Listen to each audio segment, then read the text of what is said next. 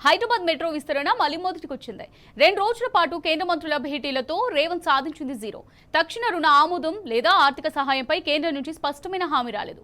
కేంద్రమే మొత్తం ఆర్థిక నమూనా రూపొందించే పరిస్థితి ఏర్పడింది. అటు మెట్రో ఫేజ్ 2కు ఐఆర్ఎఫ్సి నుంచి రుణం ఖరారు కాలేదు. రాష్ట్ర ప్రభుత్వం చేసిన ఐఆర్ఎఫ్సి రుణ ప్రతిపాదనను కేంద్రం తిరస్కరించింది.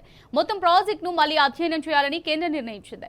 మెట్రో ఫేజ్ 1 ఆస్తుల విలువ, ఆదాయ సామర్థ్యం, స్వాధీనం, సాధ్యాసాధ్యాలు, మెట్రో భవిష్యత్ రుణ అవసరాలు, ఫేజ్ 2 నిర్మాణ వ్యయంపై అధ్యయనం చేయనున్నారు. విడతల వారీగా అధ్యయన ప్రక్రియ జరగనుంది.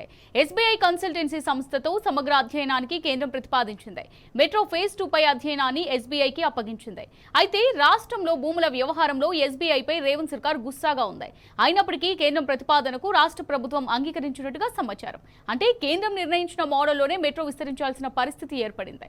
ఆర్థిక నమూనా, రుణ సేకరణ, భవిష్యత్ కార్యాచరణపై ఇక కేంద్రానిదే పెత్తనంగా ఉండబోతోంది. అధ్యయనం కోసం కేంద్రం రాష్ట్రం నుంచి ఒక్కో అధికారిని నియమించనున్నారు. అయితే మెట్రో ఫేజ్ 2 అధ్యయనం టైం ఫ్రేమ్ పై కేంద్రం ఎలాంటి స్పష్టత ఇవ్వలేదు. మొన్న మొత్తం నిధులు మేమే సమీకరించి మెట్రో విస్తరిస్తామని ప్రగల్భాలు పలికిన రేవంత్ పరిస్థితి ఇప్పుడు తేలుకుట్టిన దొంగలా మారింది.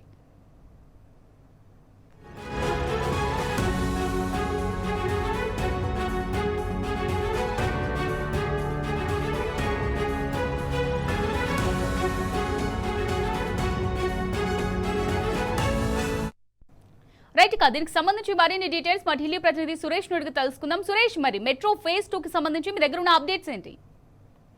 అమూల్య, 2 రోజుల పాటు సీఎం రేవంత్ రెడ్డి కేంద్ర మంత్రులతో, రైల్వే శాఖ, ఇటు ఖట్టర్తో సమావేశమైన తర్వాత కూడా ఒక స్పష్టమైనటువంటి మెట్రో విషయం పైన నిర్ణయం రాలేదు. కేంద్ర ప్రభుత్వం మెట్రో ఫేజ్ 2 కోసం ఢిల్లీకి వెళ్లి ప్రయత్నాలు చేసినప్పటికీ కూడా ఫెయిల్ అయ్యని చెప్పొచ్చు.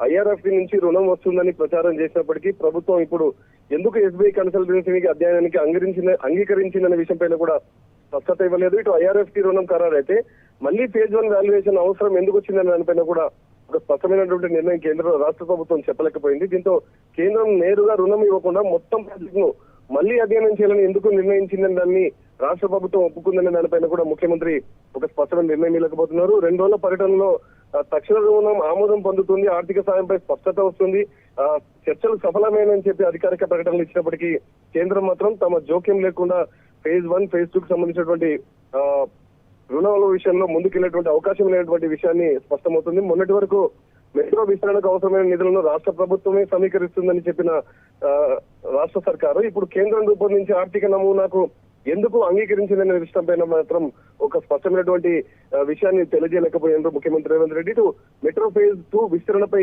తుది నిర్ణయాధికారం రాష్ట్రానిగా కేంద్రాన్ని చూస్తే ఖచ్చితంగా కేంద్రం తన చేతుల్లోకి ఫేజ్ 2 విస్తరణ పనులు తీసుకుందని స్పష్టంగా చెప్పొచ్చు.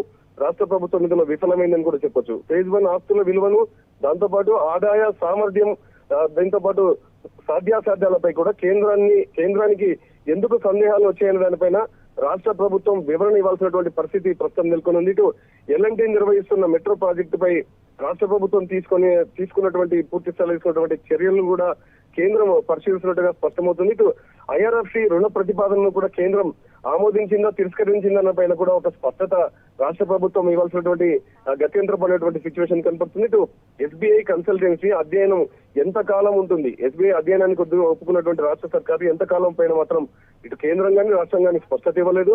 దీంతో కన్సల్టెన్సీ నివేదిక ఎప్పుడు వస్తుందనే దానిపైన సందిగ్ధం ఏర్పడింది. అధ్యయనం పూర్తయ్యే వరకు కూడా మెట్రో ఫేజ్ 2 అటకెక్కినట్టే చెప్పొచ్చు, ప్రాజెక్టు నిలిచిపోయినట్లుగానే భావించాల్సి ఉంటుంది. కేంద్రం సూచించిన విధంగా భావిస్తే మాత్రం రాష్ట్ర ప్రభుత్వం పాత్ర ఏమీ లేదనే విషయాన్ని కూడా స్పష్టం చేసుకోవచ్చు. మెట్రోకి సంబంధించిన ఆర్థిక నమూనా, రుణ సేకరణ, భవిష్యత్తు కార్యాచరణ మొత్తం కూడా కేంద్రం చేతుల్లోకి వెళ్లిపోతున్నట్టుగా కూడా మనం భావించాల్సి ఉంటుంది. భూముల అంశంలో ఎస్బీఐపై తీవ్ర విమర్శలు చేసిన ప్రభుత్వం ఇప్పుడు అదే సంస్థ కన్సల్టెన్సీకి ఎందుకు అంగీకరించిందన్న దానిపైన కూడా వివరణ ఇవ్వాల్సినటువంటి పరిస్థితి నెలకొని, కానీ చర్చలు సఫలమయ్యాయని చెప్పి, ఫలప్రదమయ్యాయని చెప్పి మాత్రం రాష్ట్ర ప్రభుత్వం చెప్పుకుంటున్న పరిస్థితి కనపడుతుంది.